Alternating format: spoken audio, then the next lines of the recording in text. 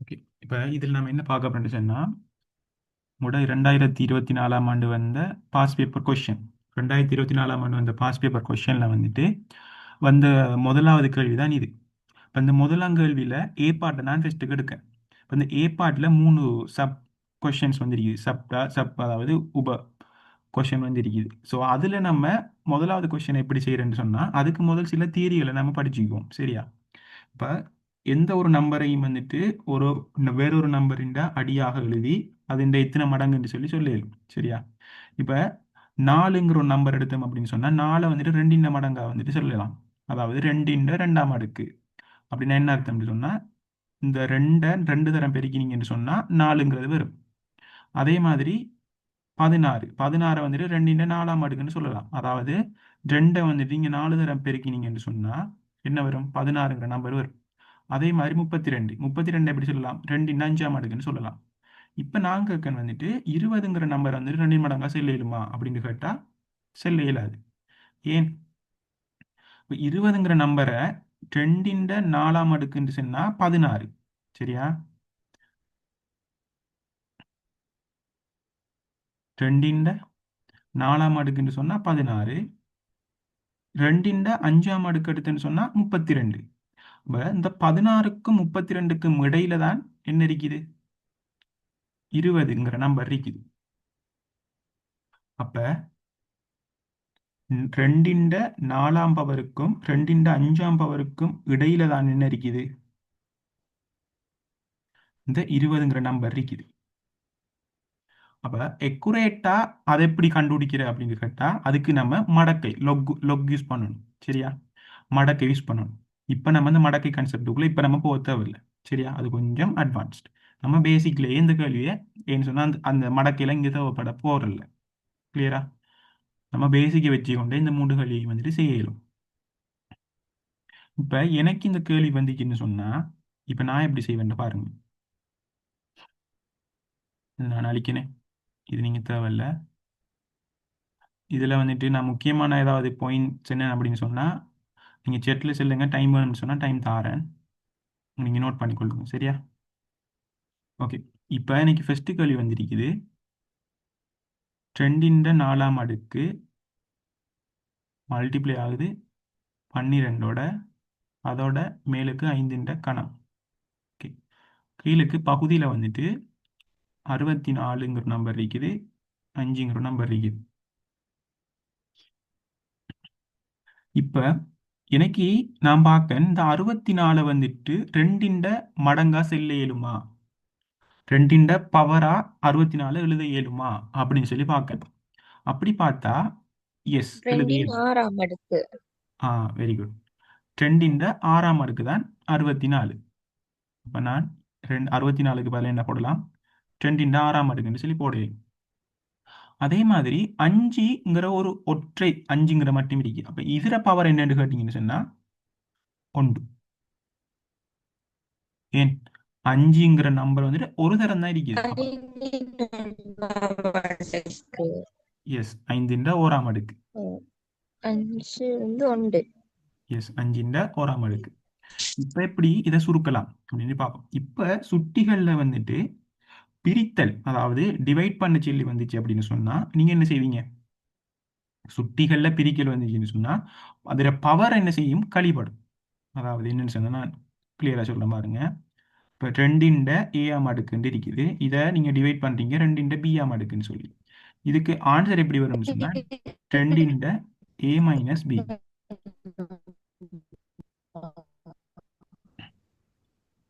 உங்களோட வாய்ஸ் வந்துட்டு எனக்கு கேட்குதே இல்லை. சரியா உடையுது. சரி நமக்கு பிரச்சனை இல்லை.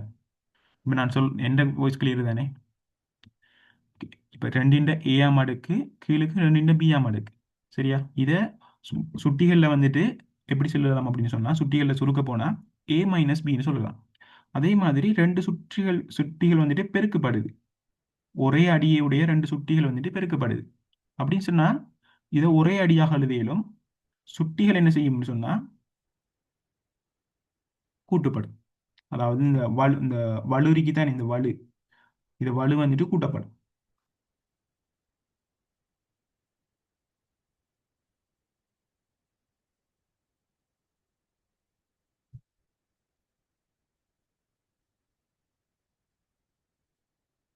கனெக்ஷன் பேடா இருக்குதா உங்களுக்கு?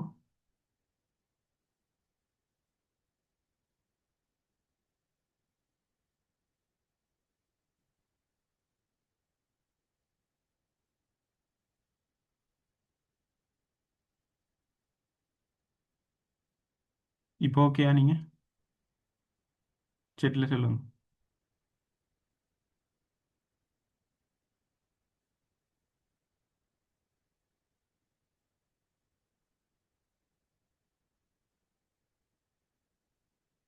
நான் எந்த வாய்ஸ் ஓகே தானே? நான் கண்டினியூ பண்ணவா? Okay okay. இப்போ நான் கண்டினியூ பண்ணுறேன். அப்போ ஒரே அடியுடைய சுட்டிகள் வந்துட்டு பெருக்கப்படுமாக இருந்தால் வலு என்ன செய்யும்? கூட்டப்படும். இதான் தியரி. ஒரே அடியுடைய ரெண்டு சுட்டிகள் கூட்டப்பட்டுச்சுன்னா என்ன நடக்கும்? ஒரே அடியுடைய ரெண்டு சுட்டிகள் வந்துட்டு கூட்டப்படுது. இதுக்கு தியரம் இருக்கான்னு பார்த்தீங்கன்னு சொன்னா, உங்களோட வாய்ஸ் கேட்குது இல்லை இன்னைக்கு. உங்களோட வாய்ஸ் கேட்குது இல்லை. நீங்க ஏதாவது இருந்தாலும் செட்ல சொல்லுங்க. சரியா? சரியா உடையுது உங்களோட வாய்ஸ். சரியா? அப்ப ஒரே ஒரே அடிகளையுடைய ரெண்டு சுட்டிகள் கூட்டப்படுமா இருந்தால் அதுக்கு என்ன தேற்றம்னு கேட்டா அதுக்கு தேற்றம் இல்லை. அதுக்கு ஆன்சர் இல்லை. சரியா? ஜஸ்ட் கூட்டப்படும் அவ்வளவுதான். இது ஆன்சர் வந்துட்டு ரெண்டின் ஏ ரெண்டு பிளஸ் ரெண்டின் பி. இதை சுருக்க இயலாது. இப்படிதான் எழுத இயலும். அதே மாதிரி கழித்தலுக்கு தான்.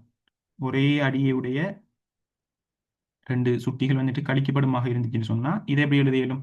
இதை சுருக்கி எழுத இயலாது. அதை அப்படியே தான் எழுத இயலும்.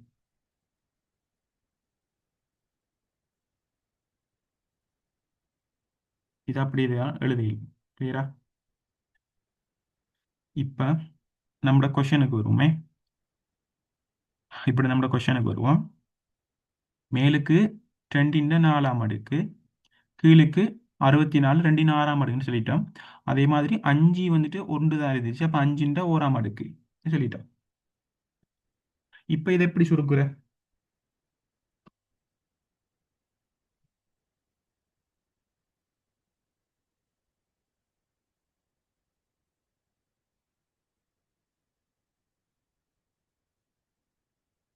இதை எப்படி சுருக்குறேன்னு சொன்னா, இங்க ஆறாம் அடுக்கு இருக்கேன, இங்க நாலாம் அடுக்கு இருக்குது. நான் சொல்லிக்கிறேன். ரெண்டின் ஏ மேலுக்கு இருக்குது, கீழுக்கு ரெண்டின் பி இருக்குது. இதை சுருக்கி எழுதினீங்கன்னு சொன்னா ரெண்டின் ஏ மைனஸ் பி. தொகுதிட வலுவால பகுதிட வலுவை கழிக்கிறேன். அதாவது ஏல இருந்து பியை கழிக்கிறேன். அதே மாதிரி தான் இங்கேயும் என்ன செய்யலாம்? ரெண்டுல ரெண்டின் 4 மைனஸ் 6 கழிச்சிட்டேன். சரியா? 12 பேலன்ஸ் அப்படி எழுதுறேன். தர 5 3 மைனஸ் 1. சரியா? பிரக்கெட் போட மறந்துட்டாங்க. பிரக்கெட் போட்டால் உங்களுக்கு கால்குலேஷன் வந்து இல்லை தெளிவாக விளங்கும் இவர் என்ன அதோட பவர் என்ன அப்படின்னு சொல்லி. சரியா? இப்போ நான் கழிச்சேன்னு சொன்னால் என்ன வரும்? 2 4ல இருந்து 6 போன என்ன? -2 இன்டூ 12 இன்டூ 5 3ல இருந்து 1 போனால் 2. கிளியரா? இப்போ 2 -2 எப்படி எழுதலாம் அப்படின்னு கேட்டீங்கன்னு சொன்னா, இப்போ இன்னைக்கு மறைவலு தான் இங்க வந்திருக்குது. இது எப்படி நேர்வலுவா மாத்துற அப்படின்னு சொன்னா, 1 ஒன்றுக்கு கீழே கொண்டு வரணும். அந்த சுட்டியை சுட்டியை கொண்டு வந்தீங்கன்னு சொன்னா அந்த வலு வந்துட்டு என்னவாயிரும்? பிளஸ் ஆயிரும். சரியா? உதாரணத்துக்கு ரெண்டின் மைனஸ் ஏ அப்படின்னு இருக்குமாக இருந்தால் இது என்னத்துக்கு ஈக்குவல் ஆகிக்குன்னு சொன்னா ஒன்றுக்கு கீழே ரெண்டின் ஏஆம் அடுக்கு. இது சொல்றதுக்கு ஈக்குவலா இருக்கும். சரியா? இது உங்களுக்கு தெரியாட்டி நோட் பண்ணிக்கொள்ளுங்க. ரெக்கார்டிங்கும் தாரன். அப்போ ரெக்கார்டிங்கும் வந்துட்டு உங்களால் பார்க்கக்கூடிய மாதிரி இருக்கும். சரியா? ஒன்றுக்கு கீழே ரெண்டின் வர்க்கம். இப்போ என்ன செஞ்சீங்கன்னு சொன்னா இந்த மைனஸை ஜஸ்ட் பிளஸ் மாத்திக்கிறோம். சரியா? ஓகே. இப்போ இந்த மைனஸை பிளஸ் மாத்திக்க அவ்வளோதான் நம்ம செஞ்ச வேலை. இப்போ மேலுக்கு இருக்கிறாள் யாரு? 12 அப்படி இருக்காரு. 5 வர்க்கம். இது அப்படி இருக்காரு. இப்ப எனக்கு ரெண்டின் வர்க்கம் என்ன? ரெண்டு தர ரெண்டு என்ன? ரெண்டு தர ரெண்டுன்னு சொன்னா 4. மேலுக்கு 12 இன்டூ 5 வர்க்கம் ஈக்குவல். இப்ப இந்த 12 4ஐயும் சுருக்கலாமா? எஸ். 4 12க்குள்ள எத்தனை 4 இருக்கு? 3 முறை. 12க்குள்ள எத்தனை 4 இருக்குது? 3 முறை. ஏன்? 4 தர 3 12. சரியா? அந்த சுருக்கின வழங்கிட்டு நினைக்கிறேன். மேலுக்கு அதாவது 4 12க்குள்ள எத்தனை 4 இருக்குன்னு கேட்டா 3. 3 தரம் 4, அதாவது 3 தரம் 4ன்னு சொன்னா 4 பிளஸ் 4 பிளஸ் 4 ஈக்குவல் என்ன? 12. 4 பிளஸ் 4 பிளஸ் 4 எழுதுறதுக்கு பதிலாக 3 தர 4ன்னு சொல்லி எழுதிடும். அதான் இப்ப செஞ்சிக்கிறேன். சரியா? அப்ப 3. அப்ப இப்ப எனக்கு சுருக்கின ஆன்சர் வந்துட்டு 3 இருக்காரு. 5 வர்க்கம். 5 வர்க்கத்தை நீங்க விரிச்சு எழுதினீங்கன்னா எப்படி வரும்? 5 2 தரம் எழுதுவீங்க, அவ்வளவுதான் பெருக்கி. இப்ப இதை சுருக்கின என்ன வரும்? 5 தர 3 15, 15 தர 5 75. ஓகே, கிளியரா? இப்ப உங்களுக்கு இப்ப நான் செஞ்ச முதலாவது கேள்வியில ஏதாவது டவுட் இருந்துச்சுன்னு சொன்னா செட்ல போடுங்க. நான் திரும்ப ஒரு எக்ஸ்பிளைன் பண்ணணுமா இல்லை என்ன விளங்கினா ஓகேன்னு சொல்லி போடுங்க. ரிப்பீட் பண்ணணும்னு சொன்னா ரிப்பீட் சொல்லி போடுங்க. அப்ப உங்களுக்கு ஓகே, வெரி குட். அப்ப உங்களுக்கு சுட்டிகள்ல வந்துட்டு சுருக்கிற ஒரு இது மாதிரி கொஸ்டின் ஒன்று வந்துச்சுன்னு சொன்னா எந்த கொஸ்டின் வந்தாலும் என்ன செய்யணும்? உங்களால செய்யக்கூடிய மாதிரி வைக்கணும். இப்ப நான் உங்களுக்கு விளங்கிருக்கா அப்படின்னு சொல்லி பார்க்கறதுக்கு நான் ஒரு எக்ஸாம்பிள் ஒன்று தரேன். செஞ்சு பாருங்க. எக்ஸாம்பிள்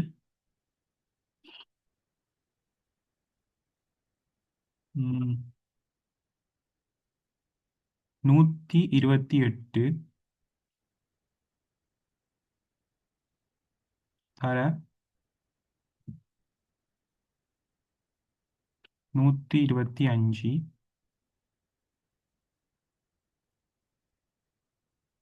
சரியா?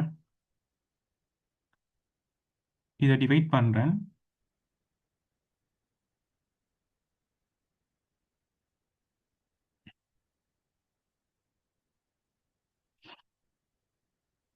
நாலிண்ட வர்க்கம் தர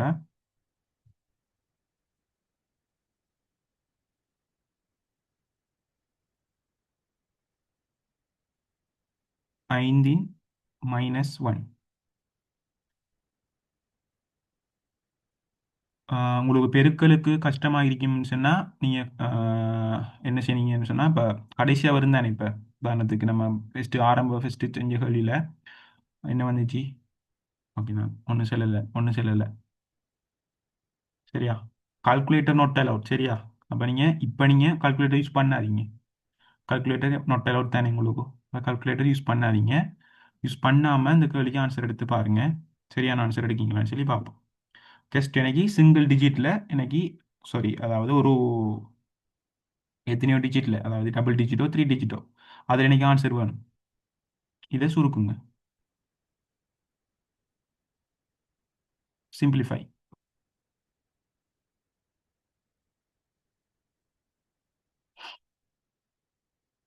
இதை சிம்பிளிஃபை பண்ணுங்க. என்ன செஞ்சீங்க? 128 125ஆல மல்டிப்ளை பண்ணிக்கேன். அது என்னத்தால டிவைட் ஆகுதுன்னு சொன்னால் 4 வர்க்கத்தால இன்டூ 5 மைனஸ் 1. ஓகே, இதை செய்யுங்க. அப்போ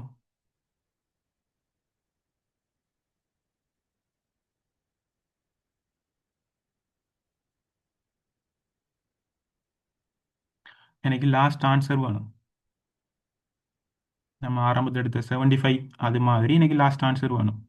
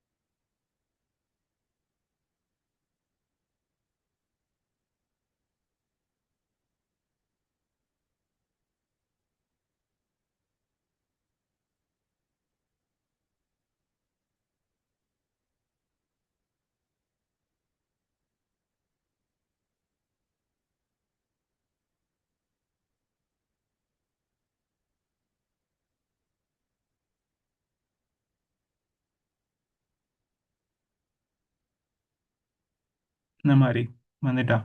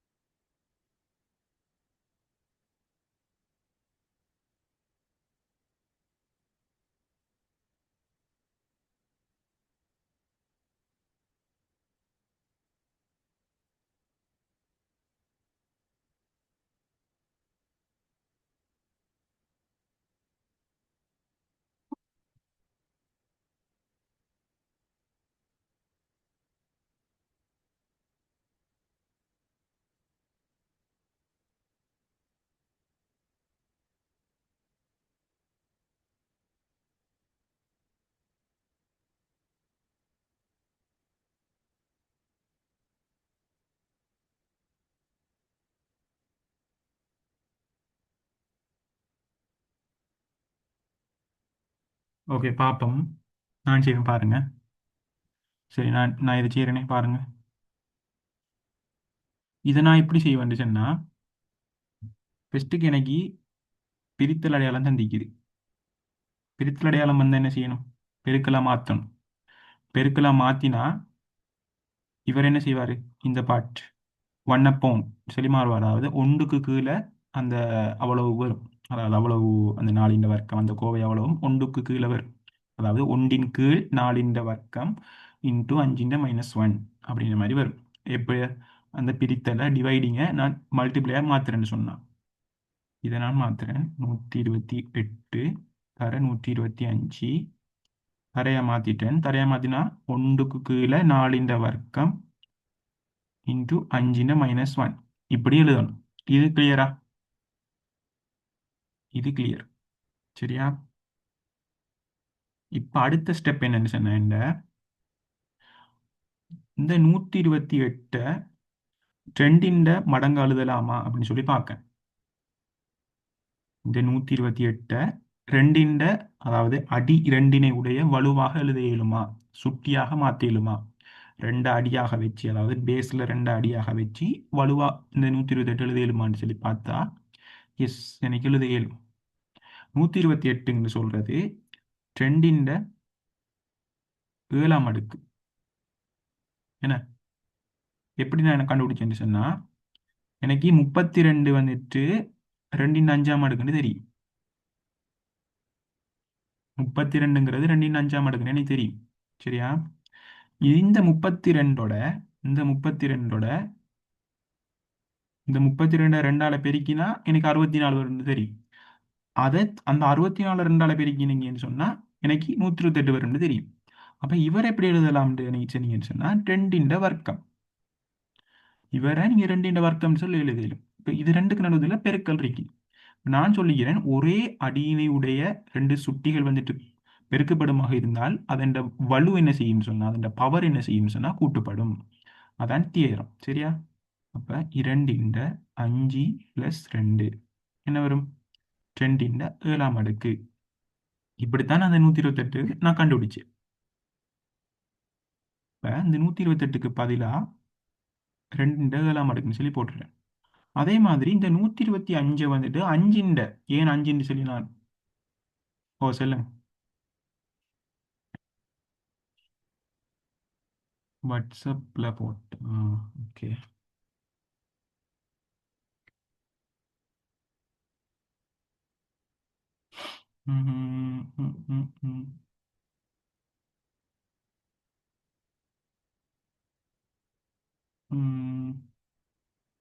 லாஸ்ட் ஆன்சர் என்ன? 1 தர 5 தர 5 25.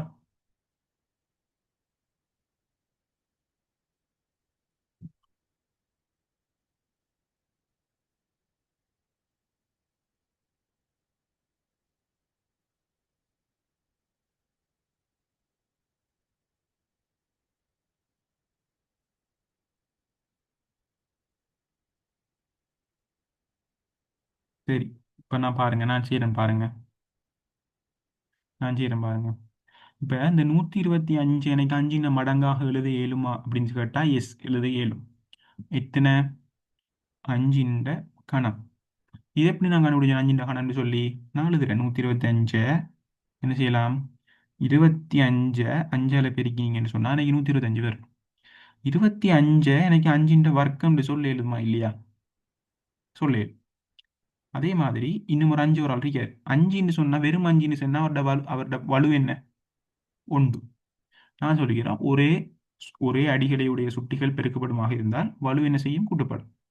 அப்ப அஞ்சின்ற 2+1 அஞ்சின்ற 3ஆம் அடுக்கு தான் 125. அதை 125 அஞ்சின்ற கணம்னு சொல்லி எப்படி எடுத்துன்னு சொன்னா அதுக்கான மெத்தட் தான் இது. இப்ப இது ஓகேயா? ஓகே. கீழுக்கு ஒன்றின் கீழ் 4ன்ற வர்க்கம்.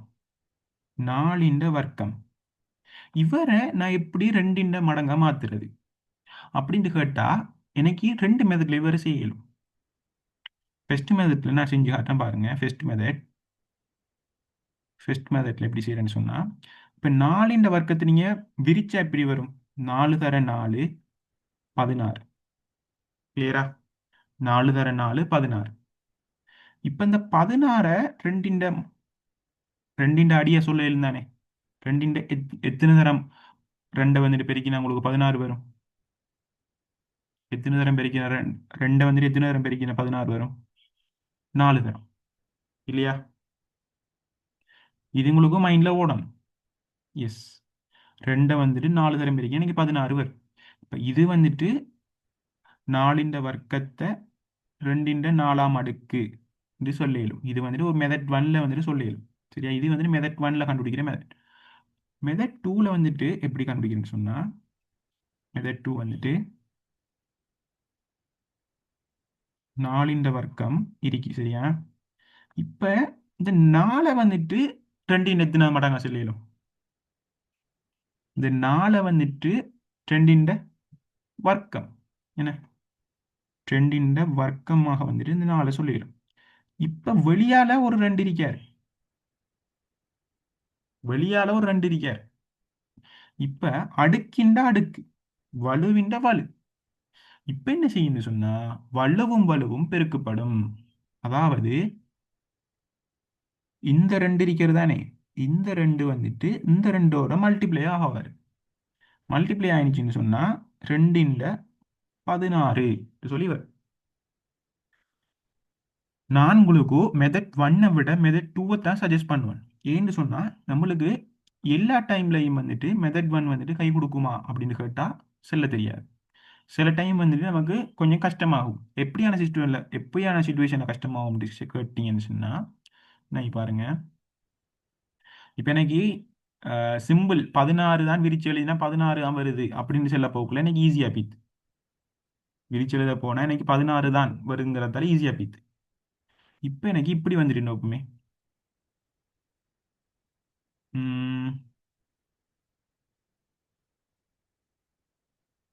128 7ஆம் அடுக்கு இப்படி வந்துட்டு. இப்ப இப்படி வந்தா மெத்தட் 1ல செய்ய போனா எனக்கு டைம் எடுக்கும். ஏன்? 128 விரிக்க போன எத்தனை தரம்? 7 தரம் எழுதணும் 128. அப்ப 7 தரம் 128 பெருக்கி போட்டு அதை திரும்ப ஒரு 2 மடங்கா செல்ல போனீங்கன்னு சொன்னா உங்களுக்கு விடுங்கிடும். அப்ப மெத்தட் 2 தான் உங்களுக்கு சஜஸ்ட் பண்ணுவேன். அப்ப மெத்தட் 2ல என்ன செய்யணும்?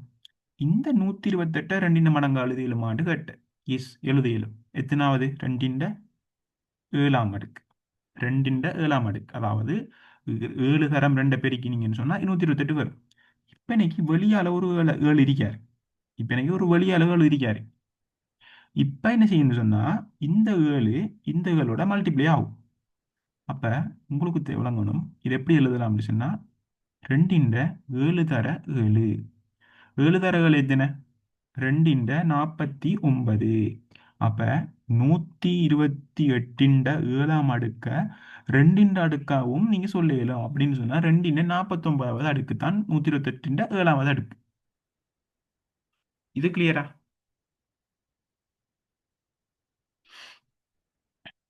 விளங்கிருச்சுன்னு சொன்னா செட்ல ஓகே அவ்வளவுதான். Okay very good. இப்ப இப்ப நீங்க வேறு தேவையில்லை. இதெல்லாம் ஏன் எழுதினேன்னு சொன்னா விளங்குறது தான் எழுதினேன். எனக்கு இதெல்லாம் தேவையில்லையா, நான் எல்லாத்தையும் erase பண்றேன். ஓகே, இப்போ நம்ம கணக்குக்குள்ள வருவோம். கணக்குக்குள்ள வந்து என்ன சொன்னா, இப்போ 4 வர்க்கம் எப்படி எழுதலாம்? 2 வர்க்கம் வெளியால ஒரு 2 இருக்கு. தர 5 -1. நான் சொல்லிக்கிறேன், மைனஸ் மறையில, அதாவது வலுவுல மைனஸ் வந்து என்று சொன்னா அவரை பிளஸ் ஆக்குறதுக்கு என்ன செய்யணும்னு கேட்டா, அவர் பகுதியில் இருந்தா தொகுதியில எழுதணும், தொகுதியில இருந்தா பகுதியில் எழுதணும். அதாவது இவர் கீழே இருக்கார், கீழுன்னு சொன்னா பகுதி, பகுதியில் இருக்கார் இவர். அப்ப பகுதியில மைனஸ், அவரோட வலு வந்துட்டு மைனஸ், அவரோட வலு வந்துட்டு மைனஸ். இப்ப அவரோட வலுவை பிளஸ் ஆக்கணும். சரியா? அவரோட வலுவை பிளஸ் ஆக்கணும்னு சொன்னா இப்ப பகுதியில் இருக்கிறால தொகுதியில மாத்தி எழுதுறேன். அப்ப மேலுக்கு என்ன செய்யறேன், அந்த 5 அடுக்க நான் போட்டேன். இது எப்படி வந்து விளங்கிட்டா? இவ்வளவு ஸ்டெப் விளங்கிட்டா? இப்ப எனக்கு என்ன செய்ய போறேன், சுருக்கி எழுத போறேன் பாருங்க. 2 7 தர 5 4 கீழுக்கு 2 4. இவ்வளவும் நான் இப்ப எழுதினது விளங்கிட்டாங்க உங்களுக்கு? 2 7 எப்படி வந்து ஏற்கனவே ஏற்கனவே இருக்கே அப்படித்தான். அப்ப அதைத்தான் பார்த்து எழுதிக்கிறேன்.